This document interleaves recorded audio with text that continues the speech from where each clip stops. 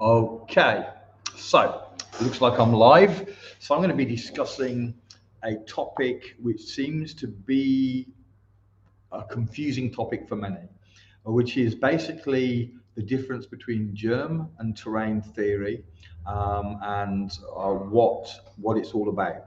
So the question is: are what we call contagious diseases really contagious? Are they proven to be contagious, or is it just assumed they're contagious based on them being diseases which, when one person gets it, it seems that a lot of other people around them also get it, and the assumption being that therefore that shows it's contagious? Certainly, that on the face of it would look to be contagious. That would be the most obvious and reasonable explanation. But an explanation needs to be proven. So, is it proven? Let's take the case of flu. Flu is probably the most best understood of all the diseases that we would say are contagious. Now, I'm going to argue it's not contagious, but we'll come to that. So, we have two different theories about diseases like flu. One is that it's contagious, and the second is that it's not.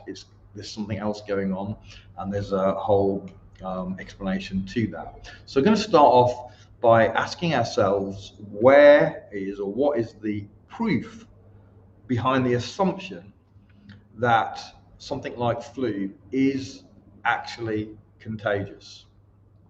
Okay, so of all the different flus that we've as a population we've experienced over the years, the most famous or infamous is probably a better word, particular flu is the one that has been dubbed the Spanish flu. And the reason for that is it killed the biggest percentage of the population by a very, very long margin. We had a much smaller population, of course, back then, but nevertheless, it still killed, they say, more than 50 million people, which is a lot of people. So, as I say, the most obvious and reasonable explanation that you would start with if a lot of people are getting something is that it's contagious. And that was certainly the assumption about Spanish flu. I'm going to read some data put together by a chap called Arthur Furstenberg in a very interesting book I've got here called The Invisible Rainbow. Okay, it's a chunky book, as you can see. And I'm going to be reading part of this, and I'm going to be starting in at page 107. Let me see if I can, so for people that want to read the whole thing, I'm going to see if I can just flash it. I don't know if you can, so that maybe people that want to read the whole page there can pause and read the whole thing. But I've just taken some pieces out. I'm going to be reading from this page and a couple of other pages. So it starts off by saying this: although the infectious nature of this illness was widely assumed, masks, quarantines, and isolation were all without effect. So I'll just point out there that many people don't realise we've been here before, we've done the same stuff, it didn't work. Well, anyway, that's my comment, not what the book says. Okay, even in an isolated country like Iceland, the flu spread universally in spite of the quarantining of its victims. The disease seemed to spread impossibly fast. There's no reason to suppose that it travelled more rapidly than persons could travel, but it certainly appeared to do so, wrote Dr. George A. Soper, Major in the United States Army. But most revealing of all were the various heroic attempts to prove the infectious nature of this disease using volunteers. Okay, so this is where it gets interesting, because we can make assumptions, and those assumptions may be reasonable, but we need to prove assumptions before we can actually start talking to them as if they were fact. Hey Brittany, so crazy that I can't click on the link to watch this. I have to type in your name to find and see. I'm being shadow banned by Facebook, so that's interesting, Brittany. Hopefully now you can see it. Okay, so as I say, they assumed that the Spanish flu was infectious. It was a reasonable assumption, but let's let's get into the facts, because they sought, in this case, to prove that it was infectious. So these attempts were made in November and December of 1918, and in March of 1919, they failed. One medical team in Boston, working for the United States Public Health Service, tried to infect 100 healthy volunteers between the ages of 18 and 25. Their efforts were impressive and make entertaining reading. So we're now going to read exactly what they did. This was recorded via the Boston medical team in the United States. This is now quoting them directly. We collected the material and mucous secretions of the mouth and nose and throat and bronchi from cases of the disease and transferred this to our volunteers. Okay, now bear in mind that they're telling us that just our breath, if we speak or sing or whatever, we can infect other people. So they literally took the secretions from these sick people with the Spanish flu and transferred them to volunteers. He then goes on to explain how they did that. We always obtained this material in the same way.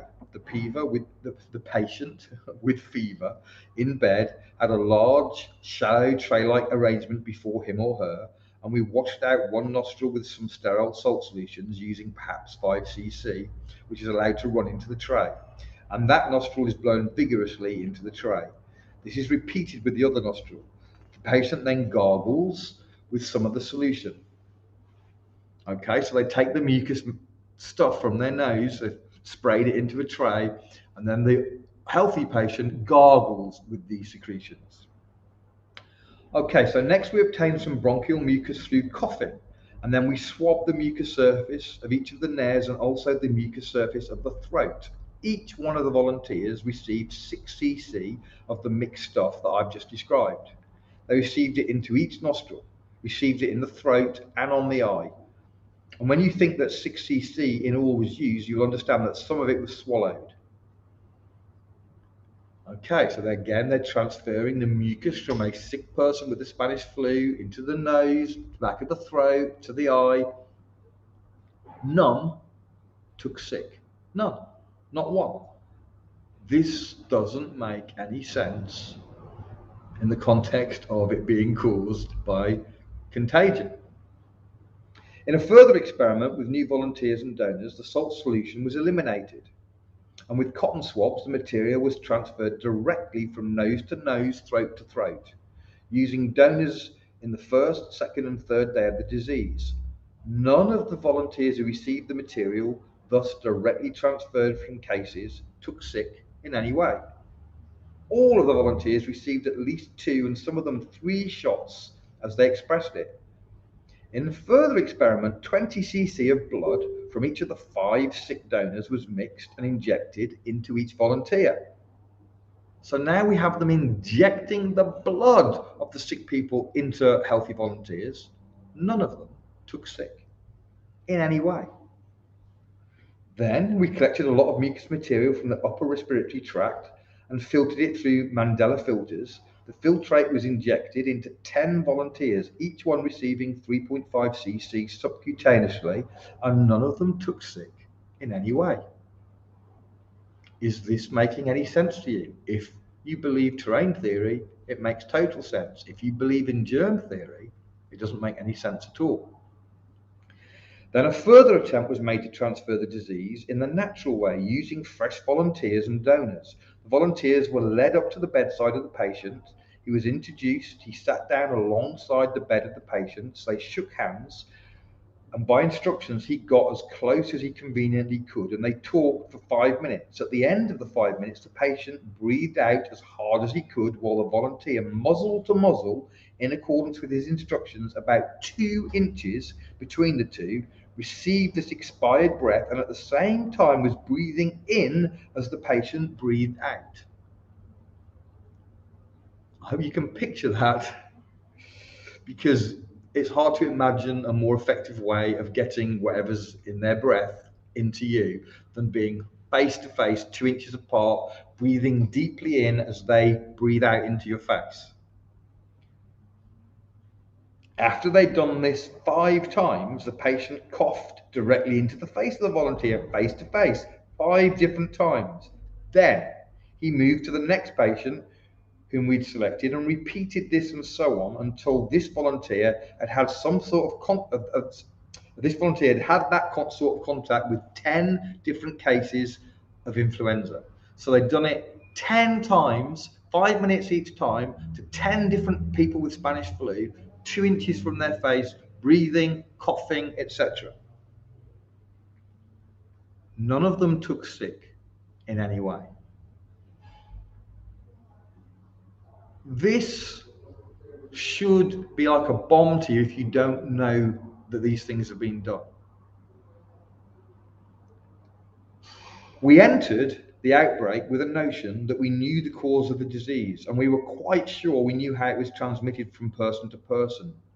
Perhaps, concluded Dr. Milton Roseny, if we've learned anything, it's that we're not quite sure what we know about this disease. Earlier attempts to demonstrate contagion in horses had met with the same resounding failure. Healthy horses were kept in close contact with sick ones during all stages of the disease. Nose bags were kept on horses that had nasal discharges and high temperatures. Those nose bags were used to contain food for other horses which, however, stubbornly remained healthy. As a result of these and other attempts, Lieutenant Colonel Herbert Watkins Pitchford of the British Army Veterinary Corps wrote in July 1917 that he could find no evidence that influenza was ever spread directly from one horse to another. Okay, that was on pages 108 and 109 of this book. And again, I'll just quickly put it up for those that I don't know. Oops, no. Let's try and get it there. There we go. That's just for those that may want to freeze it, pause it, and read it for themselves. Okay. So, the most infamous flu ever, which was assumed just like every other flu to be contagious, was unequivocally proven beyond any shadow of a doubt not to be contagious. And no flu ever since then has been proven to be contagious. They've never proven flu to be contagious. They just let you assume it based upon the fact that it's common that people come down with it together. That is indeed a truth, but there are other explanations. I'm not going to go into those explanations on this video because I want to keep this video reasonably short. But there are other explanations. So I want you to realize that if they haven't proven something to be the cause, in fact, I'm not even going to say it because of the censorship. I don't want to get this video any more censored than it might already be. But you can use your own common sense on the extrapolations that you might draw from the conclusion that I've just given you, that it is proven that flu is not contagious. Okay, proven. So I hope that causes you to research. And of course, the information on terrain theory is widely censored. So it's not the easiest thing in the world to research, but it is possible. So please research, because it is very, very important information. God bless you. Have a great day.